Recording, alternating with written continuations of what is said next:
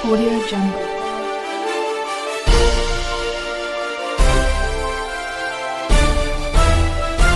Audio Jungle.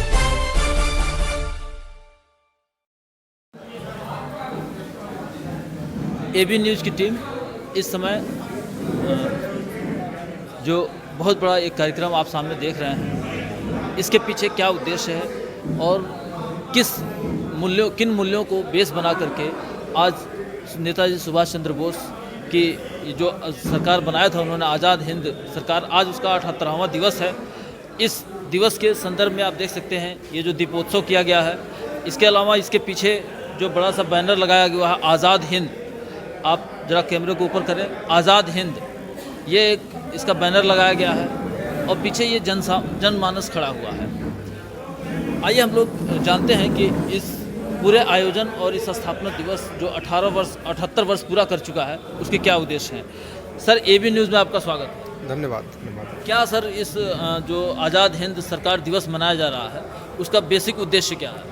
देखिए, सबसे पहले तो मैं बताना चाहूँगा कि आज़ाद हिंद सरकार का गठन नेताजी सुभाष चंद्र बोस जी ने 21 अक्टूबर 1943 को किया था सिंगापुर में, जिसमें 16 मंत्री बनाए गए थे। 3 मंत्रालय नेताजी सुभाष चंद्र बोस जी के पास था, वो खुद प्रधानमंत्री थे। इसलिए कहा जाता है कि आज़ाद हिंद सरकार के माध्यम से स्वतंत्र भारत के प्रथम प्रधानमंत्री नेताजी हैं।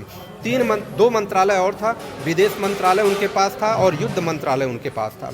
उसके अलावा और अय्यर जी को, अन्य लोगों को बनाया था। उसके बाद वहाँ युद्ध की घोषणा कर दिया और आकर के अंडमान निकोबार पर 30 दिसंबर 1943 में उन्होंने तिरंगा ध्वज पहली बार फहराया था। प्रथम आज़ादी दिवस हम 30 दिसंबर को मनाते हैं। अब आज़ाद हिंद सरकार दिवस मनाने का मतलब क्या है कि जो हमारी सरकारें इस दिवस को भूल गई हैं, उनको क्या चाहिए था कि जब देश आज़ाद हुआ तो आज़ादी के बाद उन्हें वो दिन घोषित करना चाहिए था कि हमारा 21 अक्टूबर को ही आज़ादी का दिवस घोषित होगा।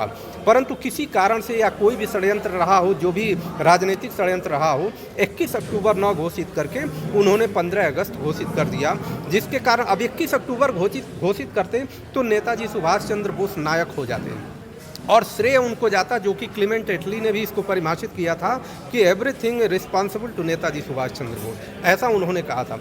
अब उसके बाद हमें मनाने का क्या है, इसका कैसे यह होता है कि हम लोगों ने जब 6 साल पहले आज़ाद हिंद सरकार दिवस मनाना प्रारंभ किया और प्रधानमंत्री जी को खून से लिखा खत भेजा गया, तो आपने सुना होगा 3 साल पूर्व माननीय प्रधानमंत्री जी ने लाल किले पर तिरंगा फहराया था। 15 अगस्त के अलावा फहरा गया था तिरंगा, जो 21 अक्टूबर को फहराया गया था और उसको माना गया।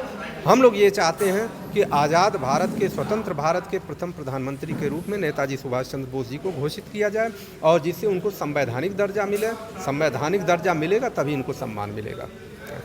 देश को जय हिंद, तुम मुझे खून दो मैं तुम्हें आज़ादी दूंगा जैसे नारों से लबरेज करके राष्ट्रीय आंदोलन को धार देने का काम नेताजी सुभाष चंद्र बोस ने जो किया, वह अदम्य साहस और वीरता का सूचक है।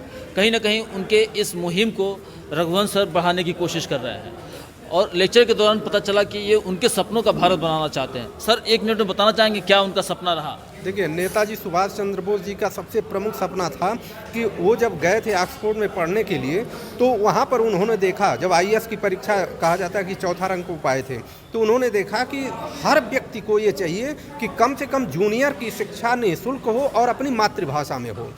वो नेताजी का सपना था कि शिक्षा, चिकित्सा और सुरक्षा तीनों सरकारी होना चाहिए, सबके लिए उपलब्ध होना चाहिए। सबसे बड़ा सपना ये कहा जाए कैप्सूल के रूप में उनका सपना था, जो आज पूरी तरह से उल्टा है उसके।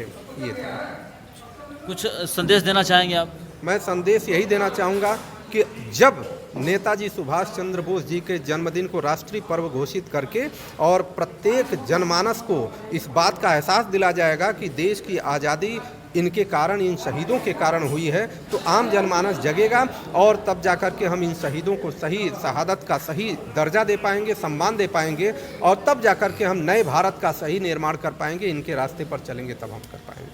नेताजी सुभाष चंद्र बोस अमर रहे, अमर रहे। नेताजी सुभाष चंद्र बोस अमर रहे, अमर रहे। नेताजी सुभाष चंद्र बोस अमर रहे, अमर रहे। नेताजी सुभाष चंद्र बोस अमर रहे, अमर रहे।